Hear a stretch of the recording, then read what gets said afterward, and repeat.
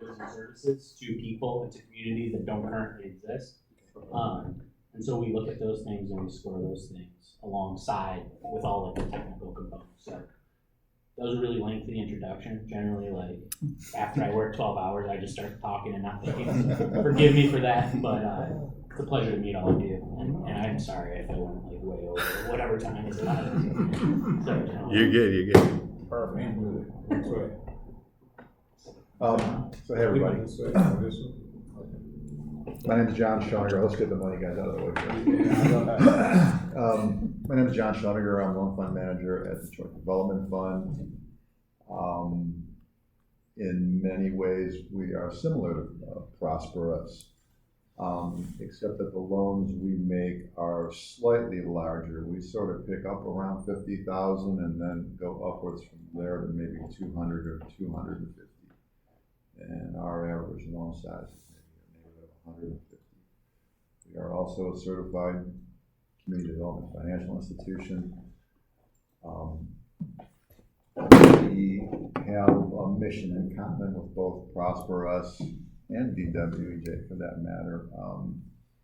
In addition to being adamant about being repaid, we also look for community benefit, and that's fairly basic.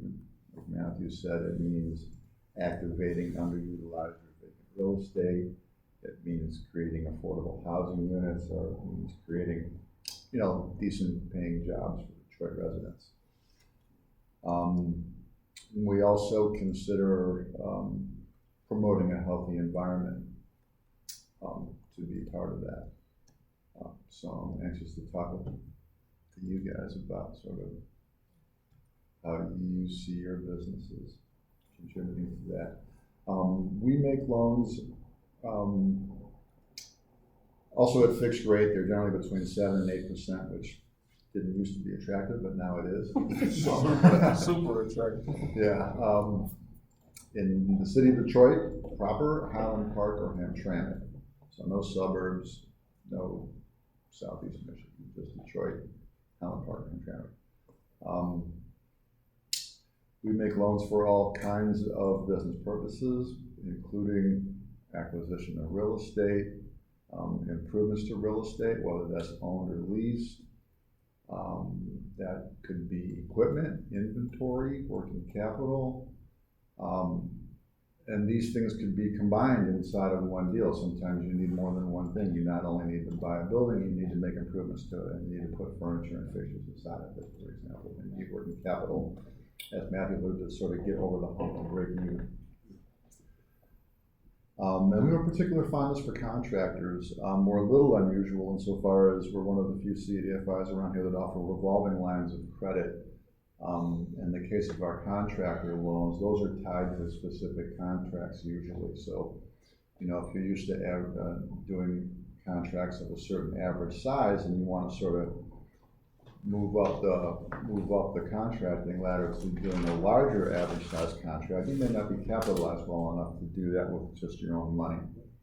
And it takes a long time to save, a couple of bucks every time you do a job to get a big enough chunk of dough to do a $100,000 job if you're used to doing $30,000 or $40,000 or $50,000 jobs. So that contract line of credit will pay for the majority, everything but the profit potentially.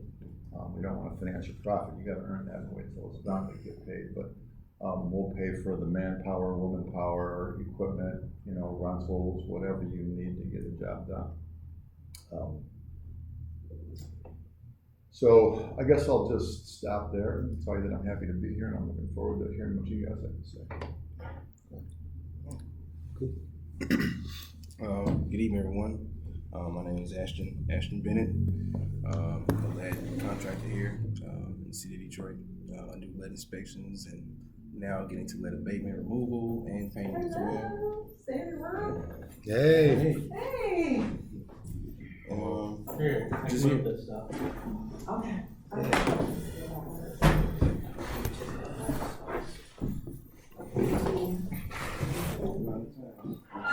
You're saying names, so I'm introducing myself. So Yes. what's next? Welcome. Well, I'm a lead inspector here, originally Mississippi. I'm here in Detroit, been here for about a year now. Good to meet you guys. Excellent, man. What are we supposed to be saying? Oh, okay. Hi, everybody. I'm Eunice Gant, and I'm the president and CEO of HFG Real Estate Investment Services. And I'm a construction project manager with my company, and I'm studying to become a licensed builder very soon. So that's what I do. I rehab, I buy, I sell, I do all that stuff. Anything related to real estate.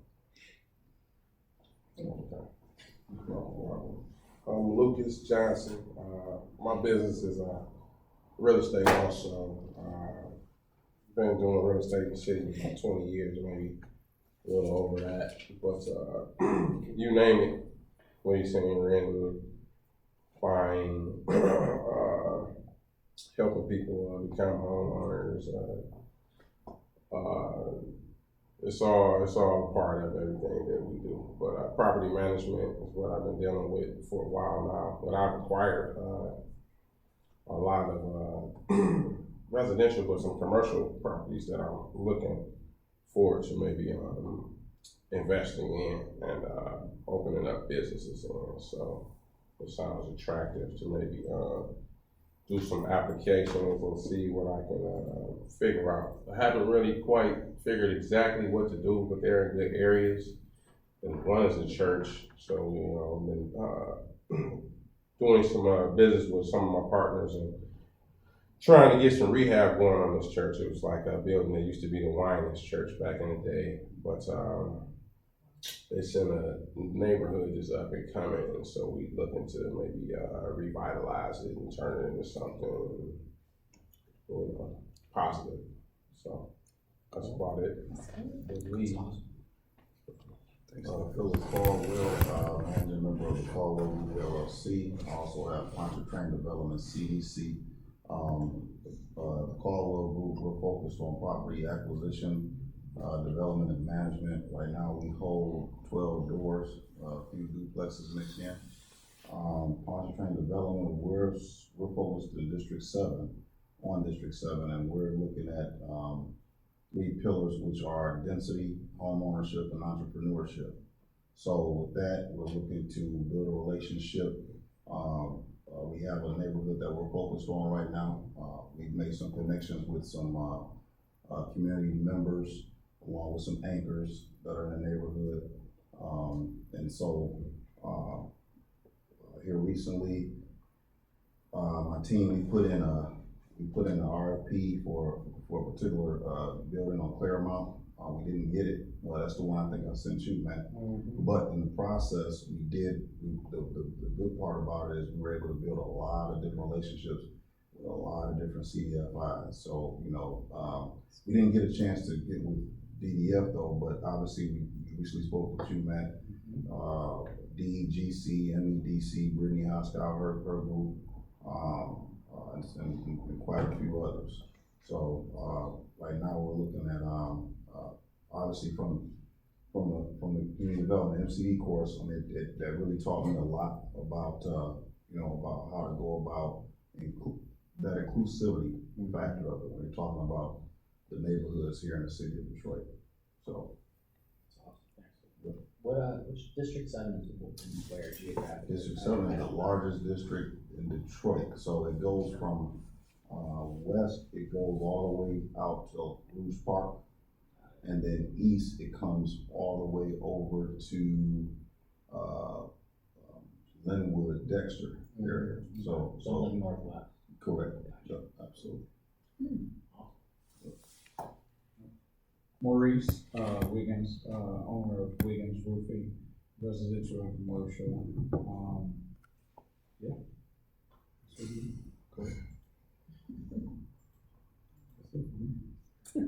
Aisha Cook, people sure like words, owner of Climate Change Comfort Systems, residential and light commercial HVAC. Cool, next bag. I didn't bring cards, but could everybody give me their card? Really leave it to that. Mine is digital. I don't want to do that. Well, Andrew will. Yeah, I can connect everyone Alright, too, cool. so Always don't do. stress it too much. I'm just thinking about jobs. for sure. Heating and cooling, okay. Yeah. Roofing, yeah. Yeah, I heard all the magic words. So yeah, you can see like there's a really diverse group of contractors here. There's also a few people online. Do y'all want to say hi really quickly, online folks? Terrell, Zach? Yeah, sure. My name's Zachary Larubier. I'm in charge of Thunderbird Custom Services. We specialize in interior custom finishing and remodeling and refurbishing Centennial homes here in Detroit. I also work with a couple of nonprofits. The one I do the most work with is We Are Culture Creators, where we've taken a couple of land bank homes that we were able to buy from the city and flip them into artist space, living space, studio production space, things like that for these youth in the neighborhood of Southwest Detroit. So primarily we work in the District 6, I believe it is Southwest. So we're mostly doing work down there, but as far as the private work that I do outside of nonprofit, I service the entire metro area, and I'm trying to expand into as many neighborhoods as I can. So yeah, that's what I do. Excellent. Terrell, you want to go? Hello, this is Terrell Dixon from Presidential Construction Inc., general contracting company that does construction all phases from full rehab, renovations from commercial and residential, specializing in roofing, sewer line repair, and demolition. We also do real estate as well. Well, we are actually contractors listed and signed up to work with the different municipalities, City of Detroit, Wayne County, Oakland County, and Lansing, and also with Michigan, so throughout the whole state. And we're into fixing and flipping, also buying and holding, trying to help with the epidemic on housing. So we also are dipping and dabbling into development deals as well, into different things of that nature. I'm gonna keep it short and simple. Thank you. Cool, thank you. Thanks for tuning in. And we just had one more person walk in. We're still doing introductions. If you just want to say your name and what you do really quickly. Okay. My name is Eddie Davis. I'm a GC. Commercial, residential, we do it all. Yeah. So this workshop basically came about because I asked everyone what their interests were for like the last session. We found we had a little more money in the budget to pay some people to come in and talk. And the theme of how to acquire loans, how to acquire capital was pretty much ubiquitous, like down to a person. I think it was pretty one of the common themes. So clearly you can see that there's a broad range of skills and experience here. And, the one thing that they all have in common is they need some money to be able to do more good work.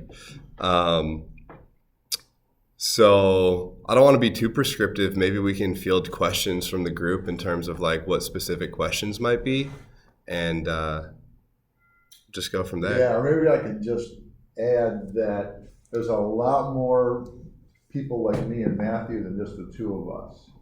And we all get along pretty well. So sometimes we combine forces on deals where that's helpful. So don't just think there's two places to get money in the city. There are only two guys that want to try to help you get money. There's a spectrum of financing options available to you guys. And part of what I hope to accomplish tonight, or at least to begin to accomplish, is to help you guys figure out where to plug in. And I think I would speak for both of us when I say part of our work is if you aren't a good fit for Detroit Development Fund, if you aren't a good fit for ProsperUs, we would both work with you in a way that would help you sort of plug in, somewhere between crowdsourcing and bootstrapping and banks. There's a lot of options. But basically, when you're down here if I use a political analogy, on the left, where it's kind of free and easy, there's a high tolerance for risk, but the dollar amounts tend to be small. And then as you sort of move towards the conservative branch of the lending world, appetite for risk goes down, but the sizes of the loans increases. So you just got to figure out where you're at. And it's hard to figure out in the vacuum, you know what I mean? So we can talk about the larger universe and not just the two satellites that are here. I have a question. Can you, are you development fund? I'm Detroit Development Fund, Matthews ProsperUs. Okay. Thank you. I came in late, so I apologize. Okay. But can you maybe share the criteria that you guys look for so that we can see if we're fit? Some of us be a fit, Sure. Some won't be a fit. We can tackle it together. Yeah. A lot of it is similar. So let's talk about the things that we look at, that we'll both look at equally as we're considering specific deals. The first, you're gonna hear often when you meet with like lenders, whether it's a traditional bank or a non-traditional lending institution, they're gonna ask you for a business plan. I'm not necessarily as stringent upon that requirement. I'd rather you be able to sit down and tell me the story on how you're gonna grow or scale your business. And so however you articulate that, I think the most important piece isn't necessarily presenting me with something glossy that you just like ran, a fresh copy of Kinko's. I'm more concerned about, does this make sense? And tell a story that's compelling to me. Some of the best business plans I've seen have been a one-page piece of loose leaf paper with scribbles all over it, but the entrepreneur goes, this is how I'm gonna convert this opportunity into revenue, into profit, right? So something that tells that story on how you're gonna scale, grow, expand your business. That would be the first and foremost. Secondarily, we're gonna wanna know about your personal financial situation in addition to the business, which we'll get to in a second. John requires that you complete what we call personal financial statement. You're probably all familiar with that document. We also require a personal financial statement at ProsperUs Detroit. They're gonna be different documents. You can't submit DDFs to ProsperUs, and you can't submit ProsperUs to DDF. They have to be on our The checklist is very simple. The checklist is, you're answering the same information. almost- You're providing the same information. Good. What we wanna know from a personal standpoint is essentially what your household, your monthly household income is, versus your monthly household expenses, right? You wanna make sure that individuals can maintain their own personal budget, and then we're not going to, by increasing your debt obligation, putting you in a position where you're going to struggle from an individual standpoint. So if I'm filling out a personal financial statement, would it be a good idea for me to like maybe create that in my own like spreadsheet so all the numbers are there, and then I can just put it into like your form and DDF's form and somewhere else if I'm shopping around for lenders? Yeah, so what are all the sources of like your household income, right? Some people are single, they live by themselves, the only source of income would be their personal income. Some people have multiple sources of income. There might be a spouse who's also providing income to the household. There could be multiple businesses that are all generating some kind of revenue stream for the household. So yes, we want to look at that comprehensive picture of money coming in versus what is going out too. So what are your household expenses? Rent, mortgage, car note, insurance, food. I mean, really, like what we want to ascertain is that you have a good sense of managing your personal budget, right? If you have questions, ask. The goal here is to be as comprehensive as possible. I don't expect people to put it down to the decimal point or anything. You can round it in yours 100 or whatever. It just needs to tell that story. One of the things that I see, and I'm curious, John, if you see this too, is I feel like entrepreneurs, when they're completing a personal financial statement, want to exaggerate the income sources, revenue, and then offer very conservative expenses. So there's way more money coming into the house that's going out. When we see that, it begs the question, well, if there's a huge discrepancy in all this money coming in and not going out, like why can't you just fund this based on your why do you need a loan, right? If you're telling me that your household's bringing in $5,000 a month, but you only spend $1,000. Well, where the heck is that other $4,000 going? Right. And why do you need a loan from ProsperUs? You could just save up 10 months of $4,000 and now you got yourself $40,000. That's a little bit complicated. I don't know if you want to. Yeah, no, I don't know if I see people exaggerating as much as I think they just don't have a handle on where the money goes. In my experience, like, money doesn't go away in big chunks, it goes away in like 20, 50 bucks at a time. Right.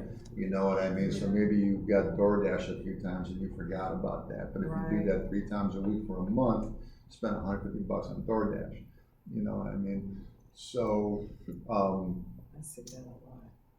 that's kind of where I think that. That's a better way of saying it. It's not exaggerating, but like being realistic is what I want to know. And at the end, like when the dust settles, we're going to look at W-2s, we're going to look at tax returns and things like that to verify what you're reporting in the personal financial statement. I mean, I think the good news and the bad news for you guys is there's not a lot of rules. We'll both finance a flat-out startup with no operating history. Okay.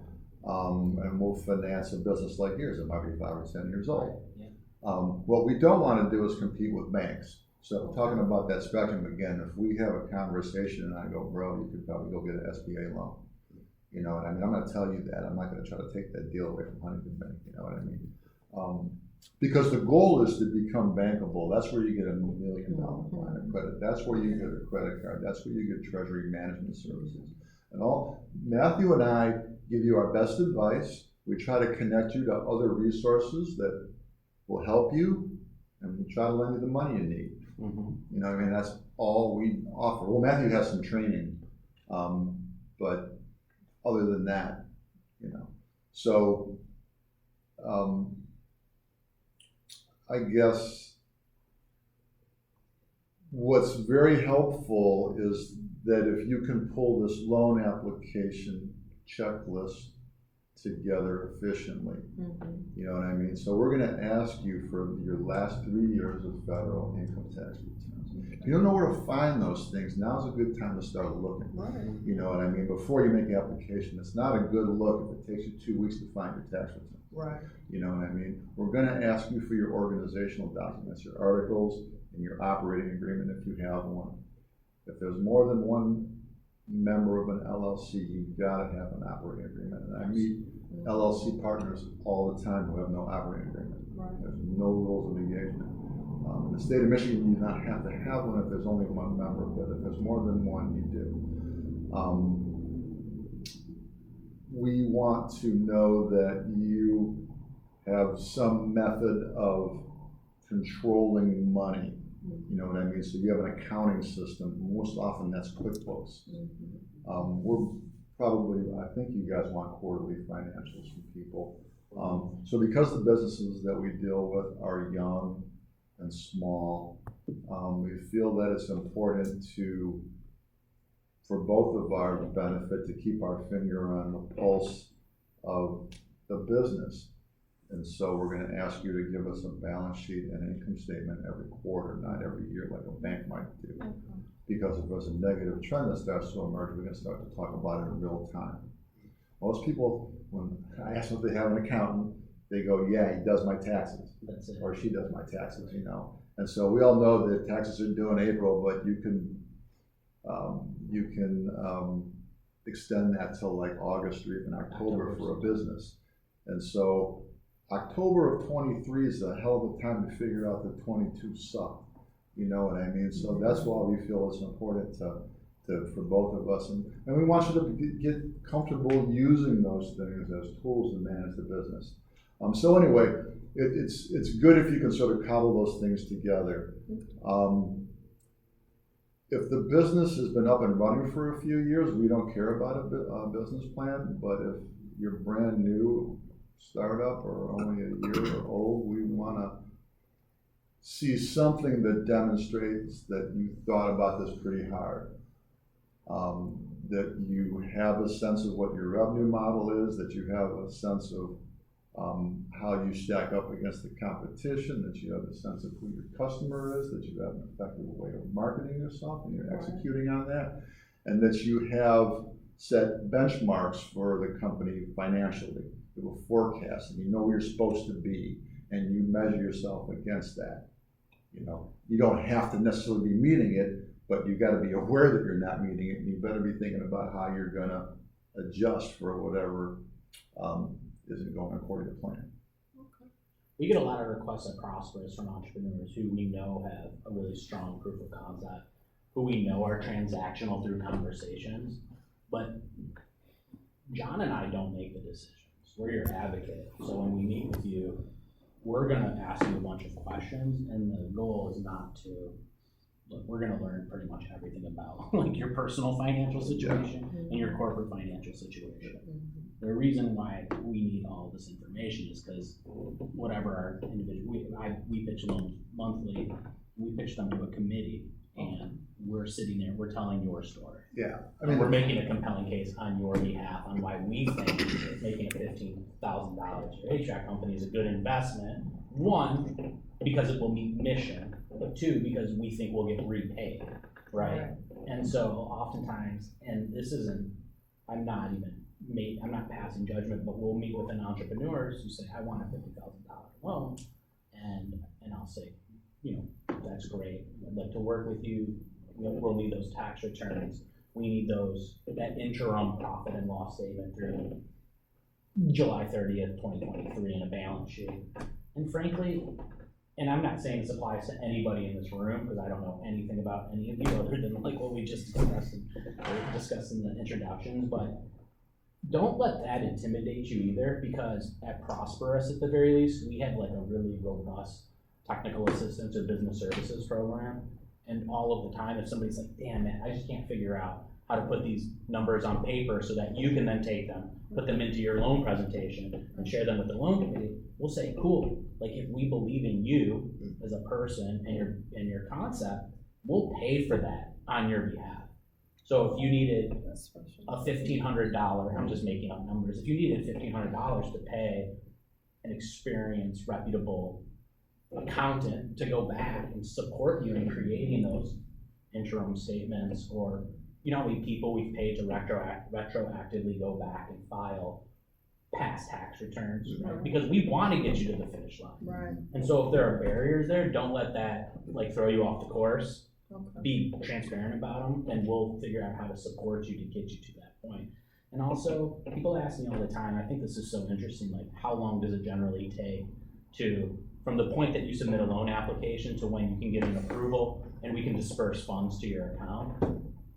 It depends more on you than it does on the underwriters and the loan officers. And I think John can testify to this, like if we get these really well-packaged, well-articulated loan presentations, we could probably turn something around in 30 to 45 days, very realistically. But if you're sending us stuff piecemeal, if we're trying to interpret this P&L that we've never seen before, hieroglyphics, it's gonna take a lot longer for us to figure out what's the story behind all of this stuff. So again, I don't think that this applies to anybody in this room, but as somebody who's worked with small businesses and as a small business owner myself, who's also guilty of sometimes slipping on the financials and not necessarily, I just know how important that is to the pursuit of capital. So it's a long way of maybe not even answering your question. Hopefully, I mean, the process that we undergo is about the same as you would experience at a bank. Right. We're just a little more creative and flexible and open-minded and tolerant. So it's almost like we're a minor league ball team for banks. Okay. You know what I mean? That's the major leagues. We want you to get there one day. Right. But there's nothing different about it. In terms of the process, it's still 9 innings. There's still 3 bases and home plate. You know what I mean? The mound's still 90 feet away, or 60 feet, whatever it is. New pitch clock. Yeah, it is. Same pitch clock. But you're right. It's a very intimate but one-sided relationship. You know what I mean? So it's important that you find someone that you feel comfortable with, because the process is relatively rigorous and thorough, and a lot of stuff comes out in the wash. And so if it feels like you misled me or didn't include something that you know and just decided not to include, and I find out, it's not going to help me build trust. Like, why would you lie to your therapist? You know what I mean? Therapy's not going to work. You know what I mean? So it's much the same. It really muddies the and there's no judgment. We've heard not all of it maybe, but a lot of stuff. Just for me personally, I didn't know jack about my own personal financial conditions until I went for a work at a bank like 30 years ago. You know what I mean? I'm just a guy running around trying to pay his bills, and I was like, holy shit, look at these credit scores, look at these PFSs. Like, you know, I got some catching up to do. Well, that's really important too, is like that. So we're both gonna pull your credit. And so we look for trends, we look for late payments, we look for bankruptcies, we look for collection items, we look for all that. One of the things that I found in almost over 10 years of experience is that like a lot of times people have good reasons for having spotty credit at certain points in their history. And so like what I encourage you to do is just be honest with the loan officer. I'd rather you tell me that, you know, your mom and your, that's a bad example because I would not rather you tell me that. But I'd rather you tell me that you suffered something catastrophic and had to make some really serious financial decisions that may have led to you missing a couple DTE payments or phone payment, and you not being forward, transparent, and honest with me, and then I find out that it's something else. So I mean, that's everybody has challenges. It's like be honest, and not only that, but like how can you assure me as your advocate that if we deploy capital to you, you're going to maintain moving? How are you going to be proactive moving forward? We like the past is the past. You learn from your mistakes, but what's your plan to make sure that moving forward you stay in good standing with all of your incurred? I mean, one of the questions we answer most frequently is, what credit score do I need? That's the first question people want to know.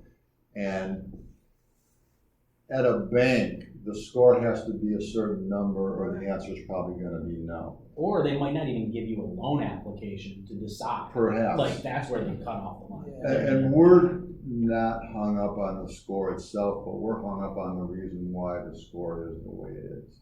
And so there's really, in general, there's a lot of gray areas in life, but in general, a credit score is going to tell one of two stories. It's going to tell the story of a person who experienced a one-time event, probably beyond their control, that impacted them financially, that they're doing their best to recover from. And what you'll see in the credit score is a window of time where things went a little haywire. You know, maybe a year, maybe even less than that. Got divorced, somebody in the family got sick, you had to go take care of them. You got injured and you didn't have health care. You got a bunch of doctor bills, couldn't pay your rent or something. Versus somebody who just likes to drive a nice car but can't afford it. Or somebody who's just not organized in a way that they prioritize meeting their obligations on time. And then you see derogatories just scattered all over the place, man. Right. So that's what's going to lead to questions. You know what I mean? So we don't, you know, it's easier to make a loan to somebody who weathered some sort of episode than it is to make a loan to somebody who just doesn't seem to be able to get their shit together to pay the bills on time. Right. Yeah, they make bad decisions. They buy things they can't afford, or they co-sign a car for their cousin that defaults on the loan or something. You can tell if someone, I mean, I used to be in the credit business and reviewed a lot of credit reports, and I mean like thousands. And you're right, you see a pattern, and you can sort of tell the addiction if someone is addicted to something too on those credit reports. You may not be able to determine whether it's a drug addiction or whatever, but you start looking, you're like, ooh, I think they got some type of addiction. Well, we're just trying to get paid back. We're not trying to get too far into people's personal lives, but you know, if there's more bills than money, it's a problem. Are there other questions? Yeah. When you talk about the PFS, what about investment accounts? You know, stocks, mutual funds, just say investment. Well, those should be included. And if you want to do a generic PFS just as an exercise, the SBA has an extremely thorough template that's probably more detailed than either ours or ProsperUs's. So if you can go through that, you can get through ours. You can probably consolidate the SBA version into one of ours. One of the uses of the PFS for us is we're looking for collateral. You know what I mean? and Matthew and I have probably talked about this for hours, taking a mortgage on a person's personal residence is not our favorite thing to do. Because we're not gonna make you live in a car if you can't pay me back. But if you do have a brokerage account, we might ask you to pledge some of it, or something like that. Investment properties. Yeah, if you have A lot investment more properties, palatable we for don't us. mind selling that to get our Not money putting it back on the because you're still street. gonna get to live in your house. Right. And again, there's no hard and fast rules about how much collateral is required, so Not we at all. don't need to ask that. The more the merrier, same with credit score. I think You know what I can mean? assume- Higher is better, more equity is better, more collateral is better. But none of that's gonna stop us if we feel there's a compelling case to be made for supporting your small business. Yeah, those are good points, John. And in addition, like on the topic of collateral, John's right. It's the residential thing has always been like a philosophical debate that we had internally. We actually recently we're not even gonna have the discussion anymore at ProsperUs, because I'm sick and tired of having that discussion with the loan committee. Who's very gracious. It's just when they see that on the PFS and there's no mortgage. Anyways, that's a moot point for us. You should assume though that a lender's probably going to file an all assets lien on all of your business assets, right? I think you would do that. on Absolutely, every loan at 100% of the TDF. time. Whatever you're purchasing through the proceeds of the loan, we're certainly going. So like, if you're buying a truck to haul lumber or whatever the case, and we're financing that 9.5 times out of 10, we're also going to file a title with the secretary. So any assets you're purchasing, equipment generally, furniture, fixtures, that you can just assume will always be secured through a security agreement, promissory note, etc. I mean, you don't have to answer this because it's a very sensitive topic, and I don't, so please, have folks had experience with like pursuing debt with like a Main Street traditional lending institution as a small business owner? As in, and like what has, I'm just curious, like, again, no, you don't have to share if you're uncomfortable, but like, has that experience been enriching for you? Has it been frustrating? It's Has it been been frustrating. It's what? definitely frustrating Yeah. because, at least for me, because Enriching, obviously. I mean, there's this sense of attitude of, we don't really want you because you are too small. So going to the national banks is very clear that they don't want our business. And I've had people say, well, we're a national bank and, we're looking for this type of client. So, and that's why I personally have tried to build relationships with credit unions and regional banks because of that. Yeah, well, the truth is it takes about as much blood, sweat, and tears to do a $100,000 loan as it takes to do $1 million loan. Sure. So, sometimes it's harder to do the small loans than the big ones. it might even be more work, Right, yeah. it really is. And banks are regulated in a way that doesn't allow them to take very much risk. Mm-hmm. So I'm not here to defend banks. Oh, yeah. I'm mad at them too, but this is part of the idea of plugging in at the right place. I've met people who said, I went to a bank, they turned me down. I went to another bank, they turned me down again. Now I'm just mad. Third bank turned me down. Well, that's And they have no idea about all these other alternatives. It's the lack of education that they give you when you come in to apply, though. And relationship building. Yeah. Like, I'll tell like just a really quick personal anecdote. So like, I was trying to launch a business back in like 2012, and I went to, I think it was 5 or 6 of the traditional Main Street banks. Those that have like blue in their logo, there's always things red. Blue in the logo. Couple Red that in have the some logo. green in there. At least 2 with green. Green But too. I'm not gonna name names. I spent 18 months, honest to God, going to each of those banks, meeting with a banker. Not once, not a single time did they ever offer to, like, beyond me providing them with my tax returns and then running my credit over and over and over again, which, 6 hard inquiries in the course of 18 months looks really bad. Yes. And so they didn't get to try to know me. They never came to the property that we already, me and my business partners, own outright with no debt. one of them identified, I think they have to send denial letters. Is that still true? Is that like an FDIC regulation? Where, like, banks gotta give you a reason. they have to give you a reason. One of them was that I missed a Verizon wireless payment when I was in college. It was my only like In plus college, 30. wow. And they literally included that in the reason. They all deny me. This is also interesting. They all deny me for different reasons. So I was like, I felt so just demoralized, honestly. I was like, this is never gonna happen. And then so I learned about Detroit Development Fund. And I met John Schoeniger. That wasn't easy at first. It was hard, but I want to express exactly what the differences were and why it meant a lot to me.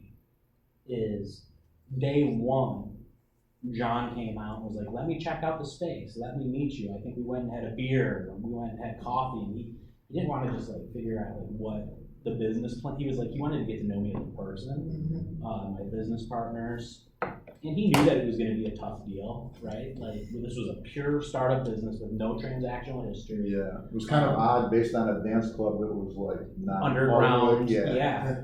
But the point is that Wait a minute. Non-traditional business. Rewind.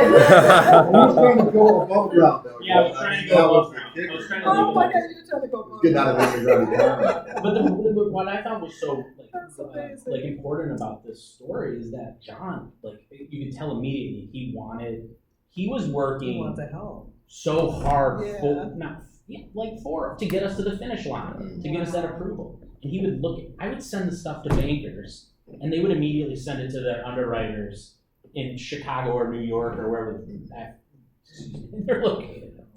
Right. Because you can tell it's like bringing up some pretty raw emotions.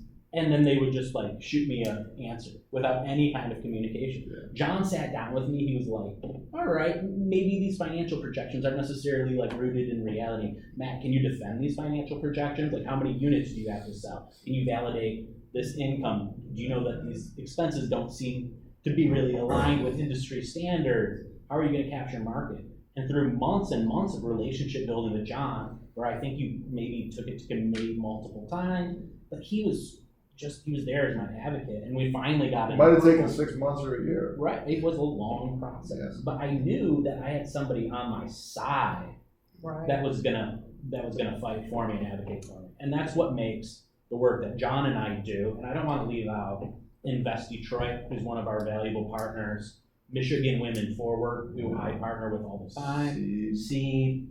Bunch. I mean, Kiva's even a good partner, but way smaller dollar amount than my Tech Town, Motor City, Mass. all these things. And John made the comment earlier, there's so much demand in the city of Detroit, Highland Park, Hamtramck. We also happen to do work in one suburb, which is Inkster, but that's a whole other story.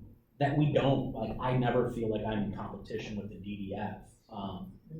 We'll make a referral up the ladder, We down the swap deals ladder. all the time. I think we're partnering on at Share least them 2 deals sometimes. this month where we're both gonna contribute a financing component.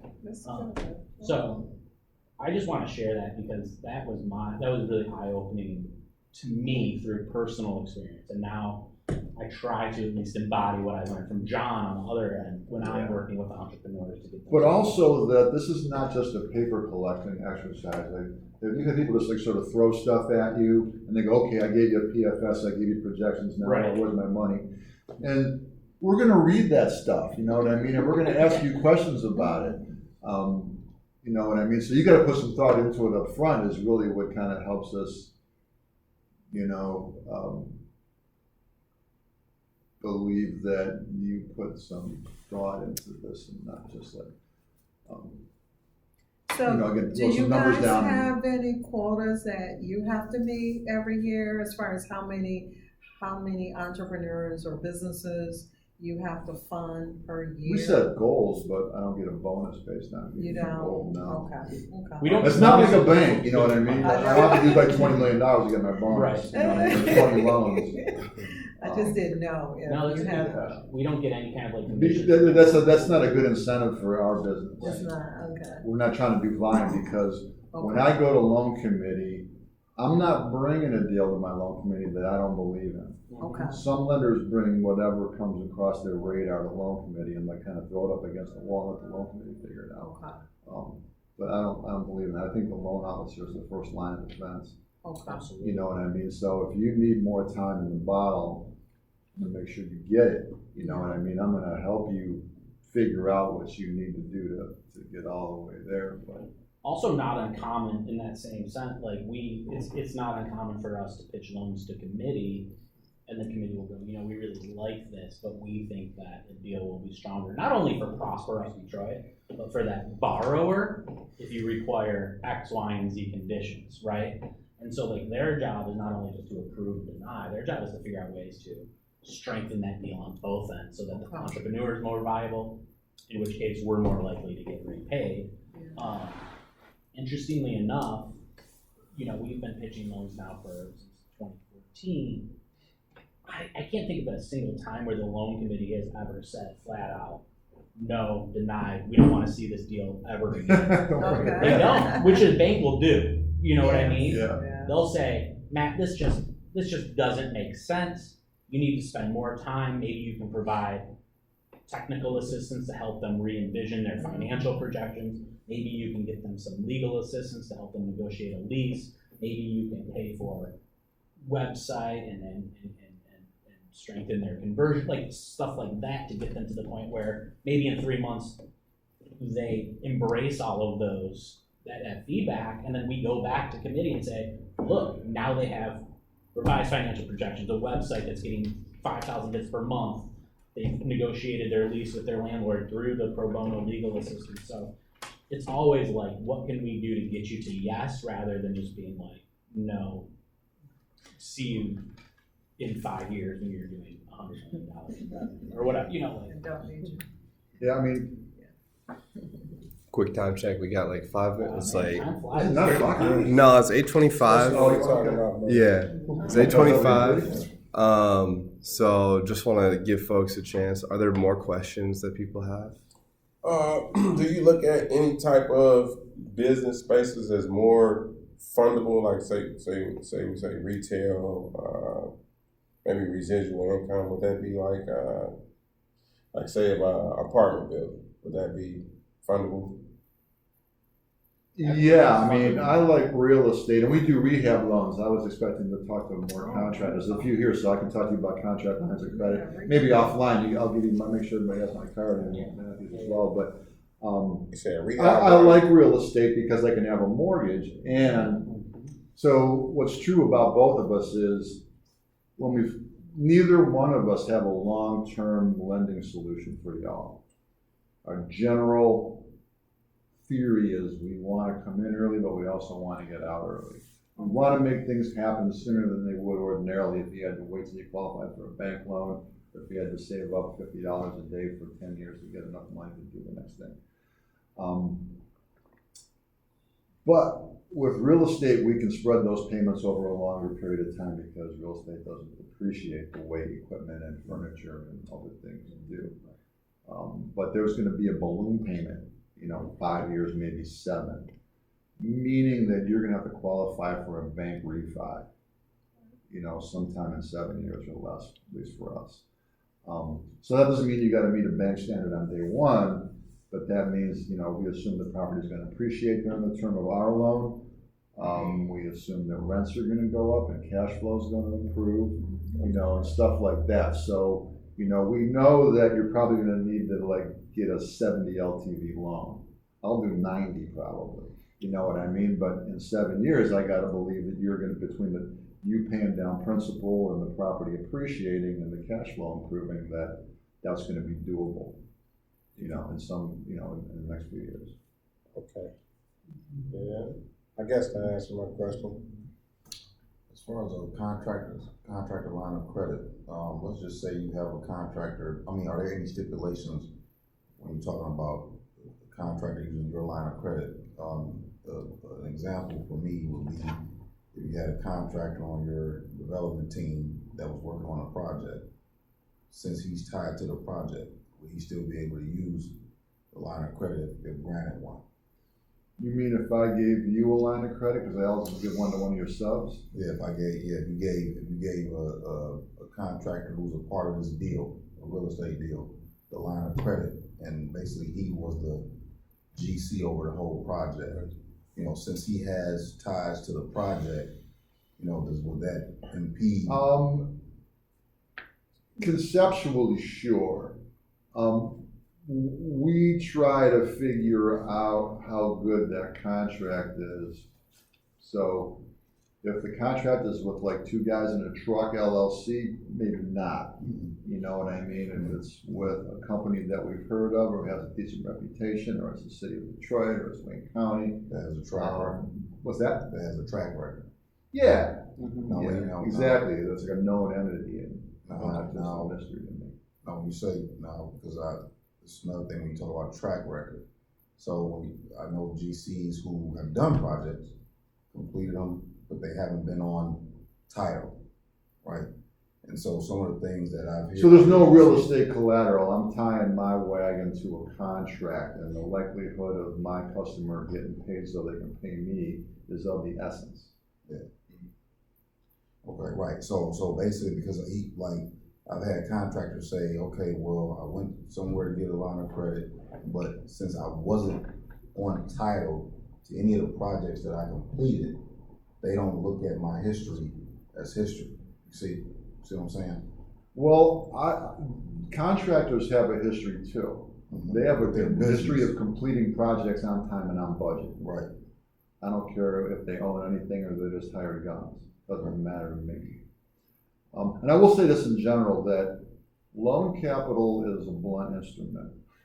You can use it to create something amazing, or you can cut your finger off with it. You know what I mean? People can get hurt. Yeah, that's sort of the I'm laughing Matthew's because point that's a where great analogy. we might try to hold you back because we think you might get hurt, and our organizations. We don't want either one of those things to happen.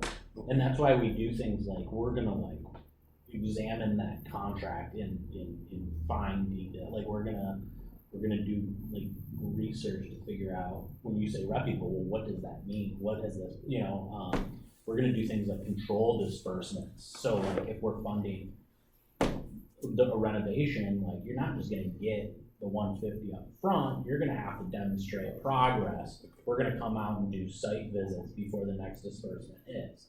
I mean, we're gonna hold you to what you agreed to at the onset of the lending relationship, but and all of these things are also done not just to protect our investment, but to protect your investment, right? We have a lot of experience. You've probably done hundreds of real estate deals.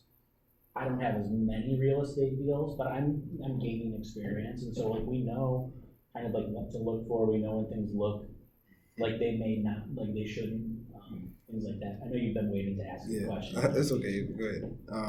I was just gonna say, well, you kind of answered one of them with the draws. Does he get a friend, or does it come in draws? And then the second question would be, what is the qualifying credit score for that 90% LTV? And will that be contingent? There is no qualifying credit score. Okay. More is better. More. Okay. And again, if the score is not great, what's the reason for that? Gotcha. Again, if it's disorganized, your values are such that you don't prioritize meeting your obligations in a timely way, it's not a good look. If something happened and you're trying to recover, probably move through that. What I don't want to see is a company that's used to doing an average of a $50,000 job and now wants to do like a $3 million project. That is going to be lethal 95% of the time.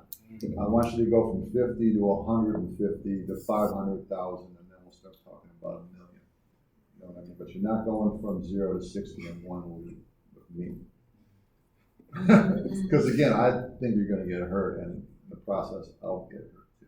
I don't want that to happen to you. And is the property, does it have to be a duplex, or can it be a single family? No, it's got to be in Detroit, Parker, and traffic. Okay. And it's got to be within my ability to lend, or Right. some combination of us. You know what I mean? If it's again, if it's north of 200, 250, then I'm too small for you.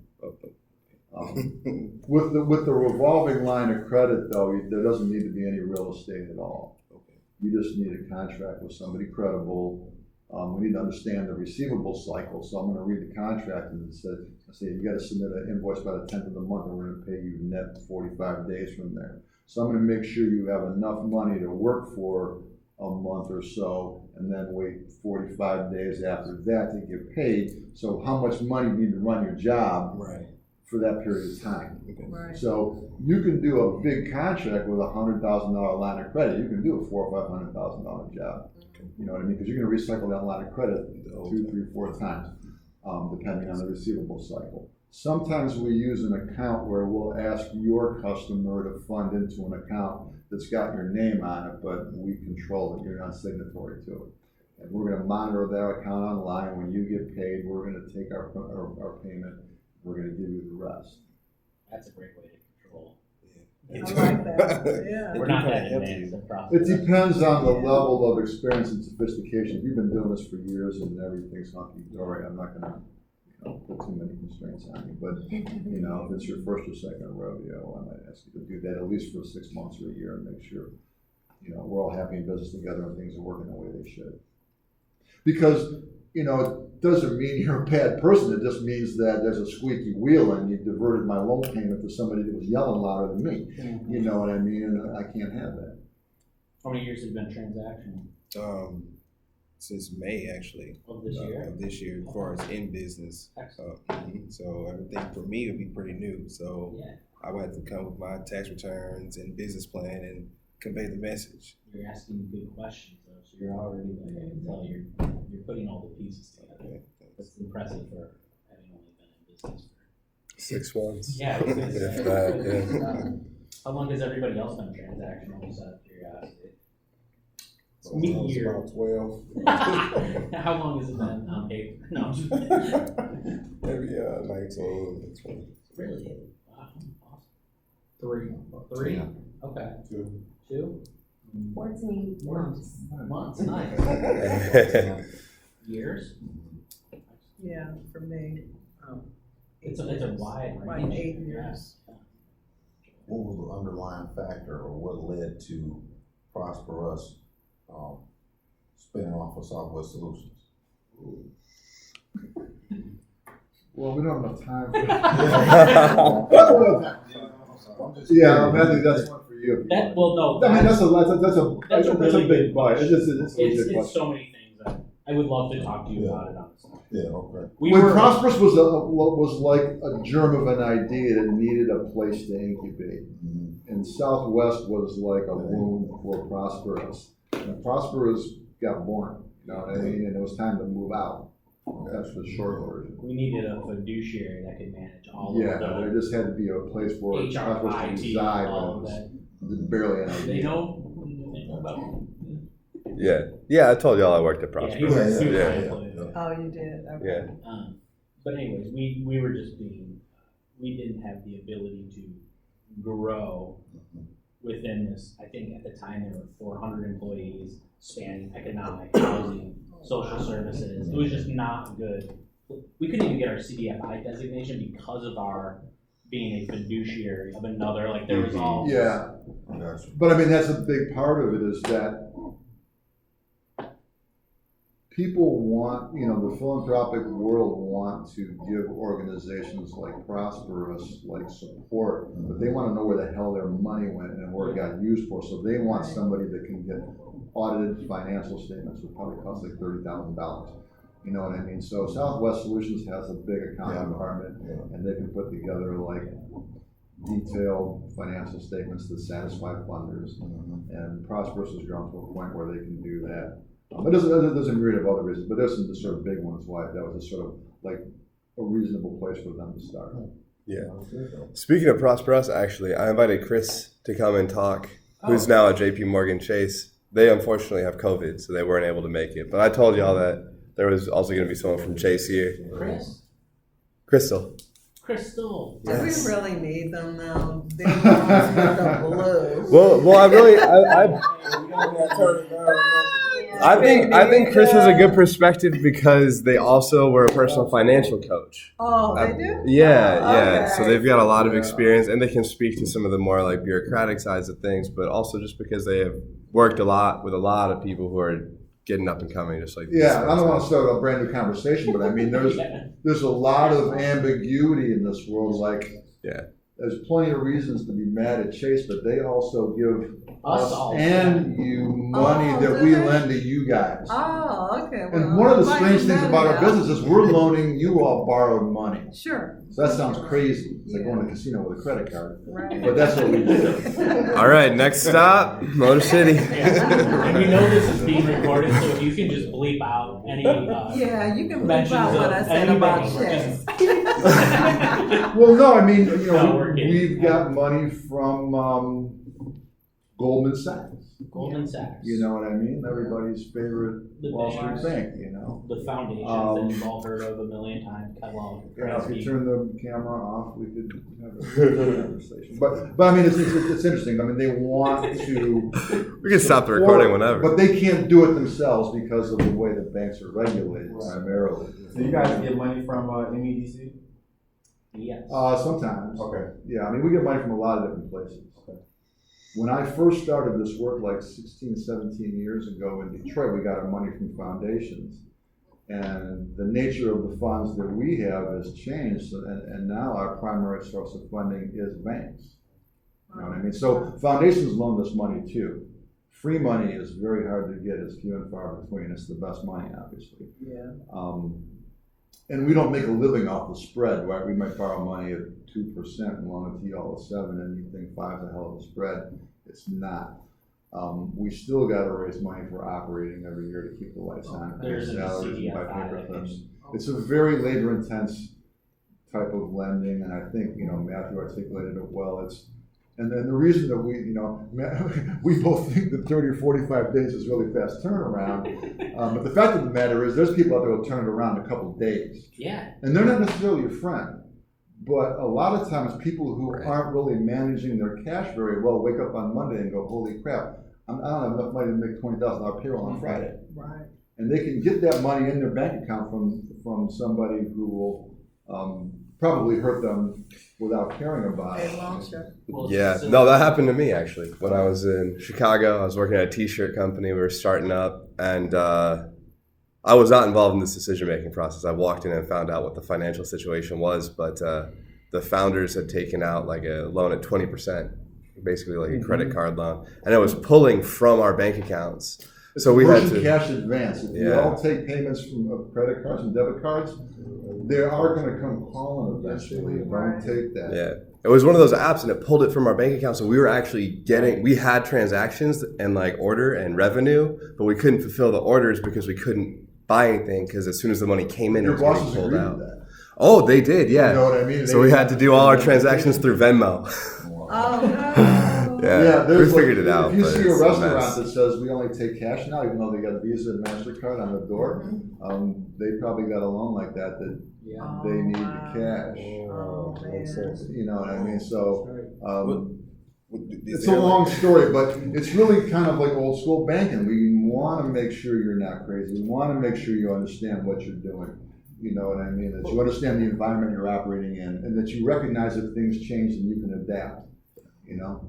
If you get yourself in one of those bad merchant cash advance situation, is there like a hard penalty and all that good stuff? Like, do they take your assets? I mean, I've seen that. Or I'm asking. I don't know. I mean, I've had a lot of interest in that kind of lending, and I've known people who had those loans, and they shared the agreements with me, and some of them involved like power of attorney, meaning that I can just take your bank account and move it. Oh. You know what I mean? And I can tell your customers to send the money to this account. Wow. You They're know gonna what I get mean? the And you will money. never see the money.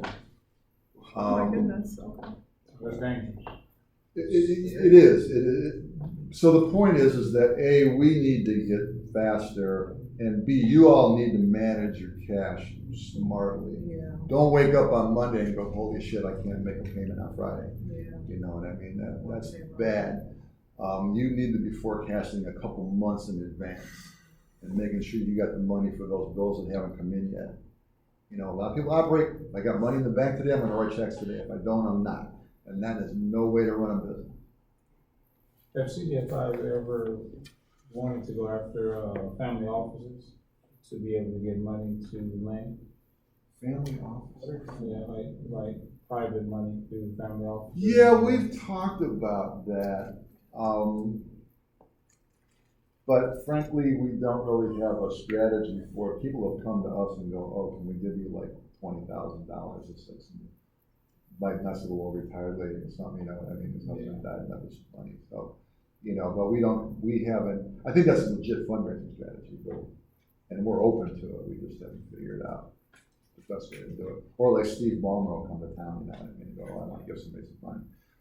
You know, but the in between that, I'm not sure how to do that. If you know somebody, I'd love that. You help me help you. Yeah, absolutely. Just give Steve my number. What's that? Just give Steve my number if he wants to give some money. Yeah. You just wanna give the money. Yeah, Mackenzie's got. Does crowdfunding work? I mean, are there many people that are successful in crowdfunding? It can. Okay. I mean, Kiva's an interesting one, and this is kind of crowdsourcing. Kiva makes a 0% loan. I think you got to pay it back in 2 or 3 years. How do you spell that? KIV. Kiva Detroit is the one you want around here. Kiva's like a global platform, I think. But, you know, and I guess, you know, as one of our parting messages that, in the spirit of sort of, the best money is free money.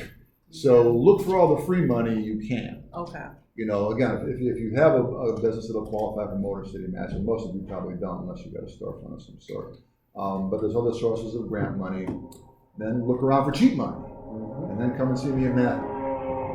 Don't just go, you know, and this is sometimes where we argue in loan committee. It's like, well, why doesn't this person get Motor City Match? Why are they borrowing $30,000? We know good and damn well that Motor City Match will throw $30,000 at this thing in a heartbeat. You know what I mean? Or if they're asking for 50, why aren't they doing a crowdsourcing campaign with Kiva to match? They could get 10 or 20 from 20 Kiva. at zero. And there's no recourse. On $20,000. If you don't pay Kiva back, you'll never get another Kiva loan, but they're not going to come and take your house. Well, and you also are at risk of ruining relationships with people who have made investments. True enough, yeah. So, I mean, because part of Kiva is that Kiva's got a good model in that regard. Well, that's why it works so well. And like, so with Kiva, for instance, before they promote you on their national platform, you have to demonstrate that you can get, it was like 5, I think. You got to get a certain amount of your raise from people that you know. Really? You got to call up sister, mom, dad, brother, friend, and say, look, I'm launching this Kiva campaign. Are you interested in? And they're small, and they're loans. Like, I've funded dozens of Kiva loans. I like it because every month I get a little email, and it's like, Little Liberia repaid you $2.18 this month, and I'm like, hell yeah, I'm getting rich.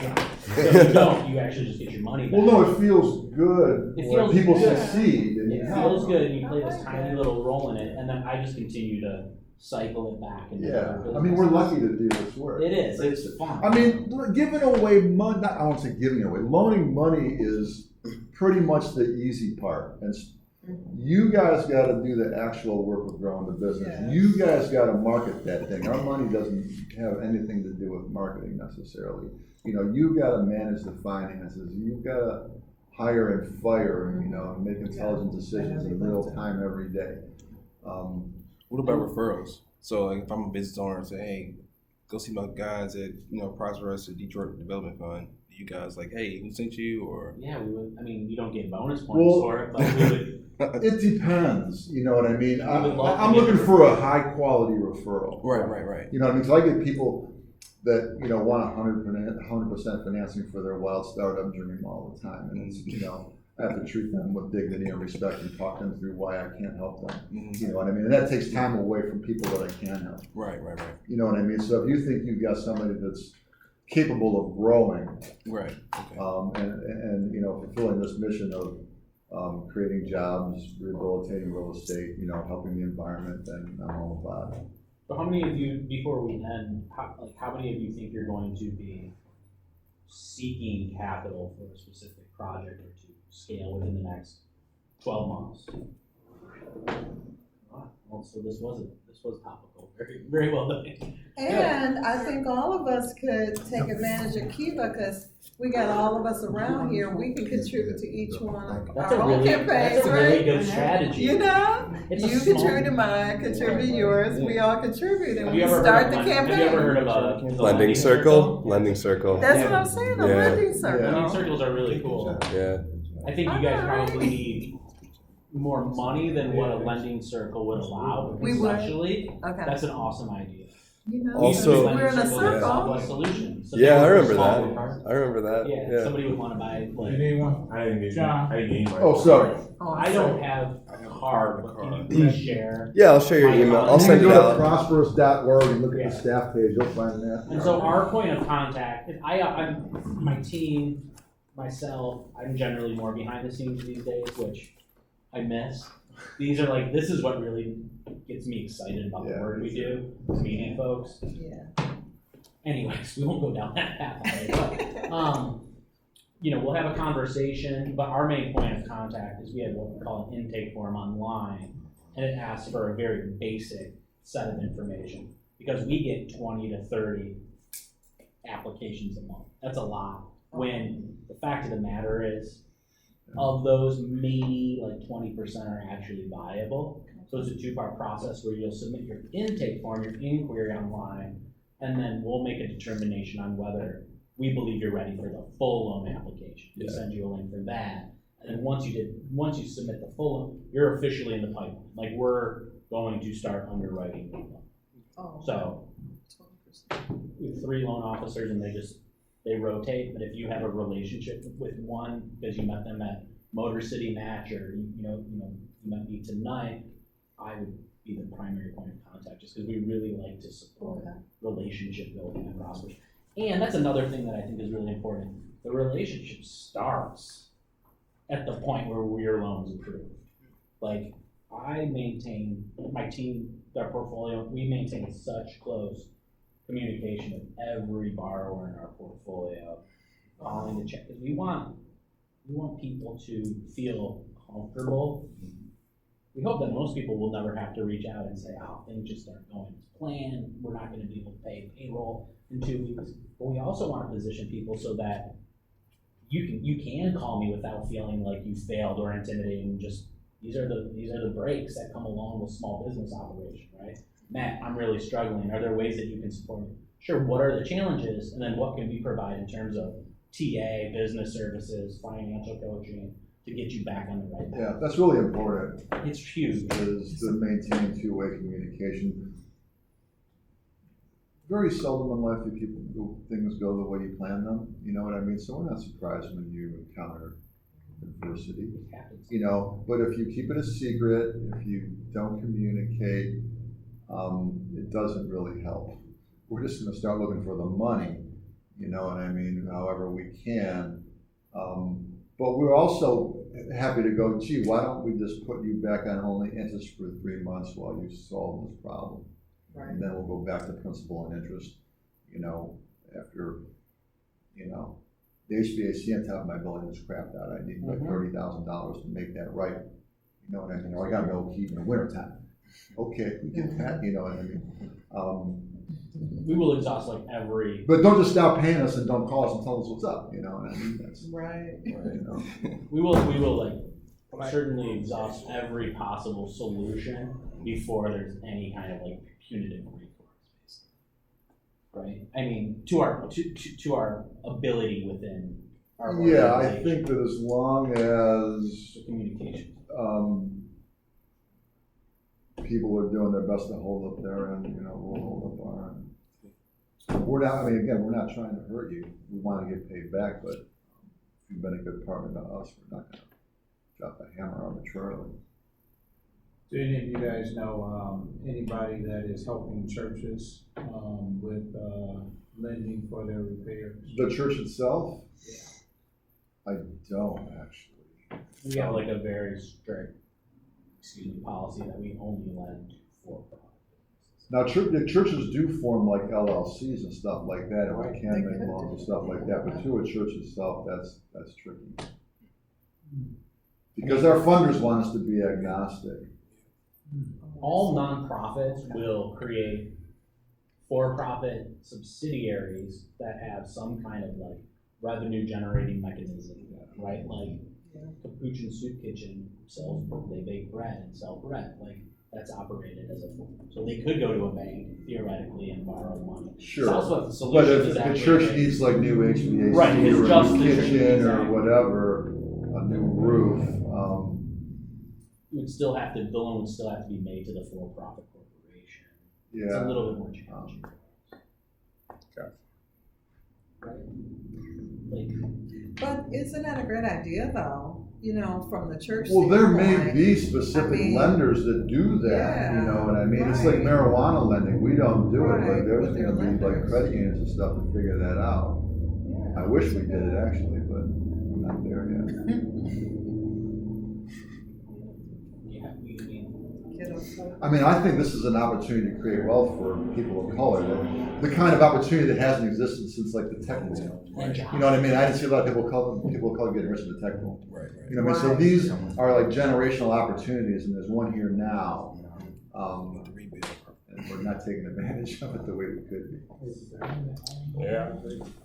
We will be soon. That's weird. I don't know, I don't see. You know, us the getting- next billionaire that I might don't come see us out of getting weed licensed. What are you mushrooms. talking about? Well, Yeah, There out are, of chaos There's comes a lot order. of competition. No. Chaos comes order. sure. And you see who's like jumping ahead out in front, it's like what guys are along. I don't know. I don't see All right, us. y'all. It's almost 9. It's 8:53. So thank Yeah, you I'll get a so hold of much. I will hopefully hear from you summer, all of Thank you. you. Thank you. Thank you. If anyone wants to stay and talk to me, I'll be chilling still. I got a card. I'll bring the card. Oh. That part.